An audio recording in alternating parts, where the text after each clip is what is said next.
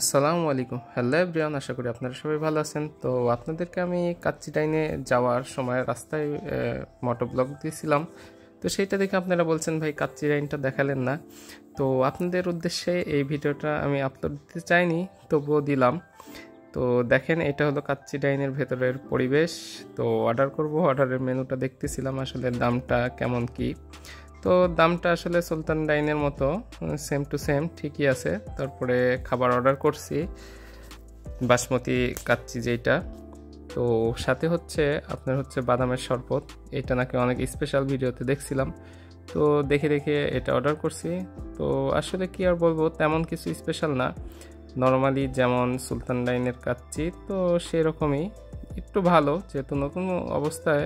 এটা আপনার খারাপ কিছু না, অনেক ভালো করছে এরা, খাবারটা অনেক মজার ছিল। তো আপনারা সবাই আসতে পারেন, প্রাইস রেঞ্জ হিসেবে খাবারটা অনেক ভালো ছিল আর মোটামুটি তৃপ্তি সহকারে খাওয়া গেছে। আর ভিতরের পরিবেশটা আসলে অনেক সুন্দর, মনোরম পরিবেশ, পরিবার সহকারে এখানে সবাই আসতে পারবেন। আল্লাহ হাফেজ।